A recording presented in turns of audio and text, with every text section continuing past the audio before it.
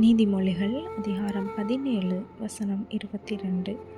மனமகிழ்ச்சி நல்ல ஔஷதம், முறிந்த ஆவியோ எலும்புகளை உலர பண்ணும். இன்னைக்கு அநேகர்கிட்ட உங்களுக்கு ஏன் இந்த வியாதி அப்படின்னு கேட்டானா, கண்டிப்பாக ஒரு ஓரத்தில் ஒரு வார்த்தை இருக்கும். என்னன்னா கவலை, கண்ணீர். அது ஸ்ட்ரெஸ்ஸாக மாறி அது டிப்ரெஷனுக்குள்ளாக்கி நிறையா ஃபேஸ் பண்ணிகிட்டு இருக்கிறவர்கள் இதை நீங்கள் கேட்டுட்ருக்கிறீங்க. ஏசப்பா இன்றைக்கி சொல்கிறாங்க, காசு கொடுக்காம ஒரு மருந்து உண்டு அப்படின்னா அது மன மகிழ்ச்சி. இந்த மாதிரி ஒரு சிச்சுவேஷனில் எப்படி நான் மன மகிழ்ச்சியாக இருக்க முடியும் அப்படின்னு நீங்கள் கேட்குறீங்க. கரெக்டு தான். நீங்கள் போயிட்டுருக்கிற பாதை ரொம்ப கடினமான பாதை.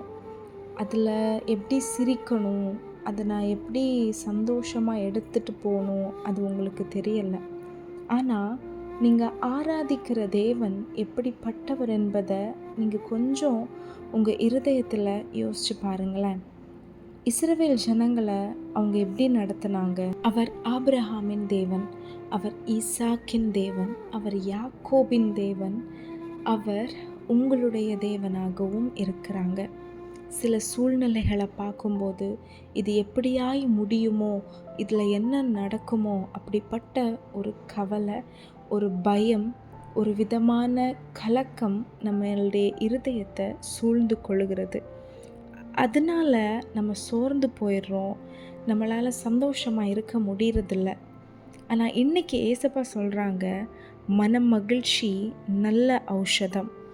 மனம் மகிழ்ச்சியாக இருப்பது தான் நம்மளுடைய பலன். நம்ம சந்தோஷமாக இருக்கிறது தான் நம்மளுடைய பலன். இன்றைக்கி கர்த்தர் நமக்கு நினைப்பூட்டுறாங்க. அநேக வாட்டி ஏசப்பா நம்மளோடு பேசின வார்த்தைகள் தான். இன்றைக்கி நீ இப்படிப்பட்ட ஒரு சூழ்நிலையில் போயிட்டுருக்கிறது எனக்கும் தெரியும், ஆனாலும் நீ கவலைப்படாத, நான் உன் கூட இருக்கிறேன், உனக்கு என்ன நல்லதுன்னு எனக்கு தெரியும், நான் உனக்கு சொன்ன வார்த்தைகளெல்லாம் நான் நிறைவேற்றுவேன், உனக்கு செய்ய வேண்டியது உனக்கான டைமில் நான் உனக்கு செய்வேன், நீ கவலை மட்டும் படாதேன்னு ஏசப்பா நம்மளோடு இன்றைக்கி பேசுகிறாங்க. இருதயத்தில் கையை வச்சு, ஏசப்பா இந்த சூழ்நிலை எனக்கு கஷ்டத்தை கொடுக்குது, நான் ரொம்ப யோசிக்கிறேன், எனக்கு ஷேர் பண்ணுறதுக்கு யாரும் இல்லை, நான் பகிர்ந்து கொள்வதற்கு ஒரு ஃபோன் கால்ஸோ இல்லை எந்த மனிதர்களோ என்னை சுற்றிலும் இல்லை, எனக்கு நீங்கள் மட்டும்தான் இருக்கிறீங்க, என்னை நீங்கள் கவலைப்படக்கூடாதுன்னு சொல்கிறீங்கல்ல ஏசப்பா. எனக்குள்ளே நிறைய கவலை இருக்குது, பாரம் இருக்குது, கஷ்டம் இருக்குது, ஓவர் திங்கிங் இருக்குது. இது எல்லாத்தையும் என்கிட்டேருந்து எடுத்து போட்டுருங்க ஏசப்பா. எனக்குள்ளே ஒரு தைரியத்தை தாங்க, ஒரு விசுவாசத்தை தாங்க. உங்களை நான் அப்படியே கட்டியாக பிடிச்சிருக்க, எனக்கு பலன் தாங்க. நான் பலவீனமானவ, நான் சோர்ந்து போயிடுறேன், இப்போ நான் சோர்ந்து தான் இருக்கிறேன், என்னை தேற்றுங்கப்பான்னு கேளுங்க. அந்த பாரம் நீங்கி ஒரு மன மகிழ்ச்சியை உங்களால் ஃபீல் பண்ண முடியும். உண்மையாக நீங்கள் கேட்டிங்கன்னா ஏசப்பாவுடைய கரம் உங்களை தொட்டு அந்த பாரம் நீங்கி ஒரு மன மகிழ்ச்சியை நீங்கள் கண்டிப்பாக ஃபீல் பண்ணுவீங்க. ஆமாங்க, நம்ம சந்தோஷமாக இருக்கணும்னு தான் ஏசப்பா விரும்புகிறாங்க. எவ்வளவு கடினமான பாதையிலையும் நம்மளால் சிரிக்க முடியாட்டி கூட இந்த சூழ்நிலை எனக்கு நன்மையாக மாறும், இந்த நெருக்கத்தின் வழியாக தான் கர்த்தர் எனக்கு ஒரு பெருக்கத்தை வைத்திருக்கிறாங்க, நான் வடிக்கிற ஒவ்வொரு சொட்டு கண்ணீருக்கும் என் அப்பா பதில் தருவாங்க, என்னுடைய ஒவ்வொரு சொட்டு கண்ணீரும் ஆனந்த கண்ணீராக மாறும். விதைக்கிறவங்க கண்ணீரோடு விதைக்கிறாங்களாம், ஆனால் அறுவடை செய்யும்போது சந்தோஷத்தோடு அறுவடை செய்கிறாங்களாம்.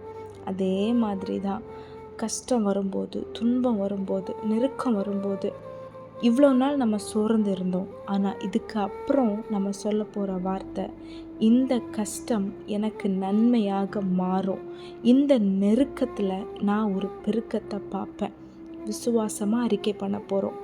என்ன நடக்க இருக்குதோ அதுக்கு ஆப்போசிட்டாக நம்ம பேச போகிறோம். ஒரே சண்டை, சமாதானமே இல்லை. நீங்கள் சொல்ல போகிறீங்க, என் குடும்பத்தில் தேவ சமாதானம். இது ஈஸியெல்லாம் கிடையாது, கொஞ்சம் கஷ்டம்தான். ஆனால் இதை நம்ம பழக்கப்படுத்திக்கிட்டோம் அப்படின்னா அது நம்ம லைஃப் ஸ்டைலாக மாறிடும். போக போக எந்த கடினமான சூழ்நிலையையும் நம்ம அந்த கடினமான சூழ்நிலையை பார்க்க மாட்டோம்.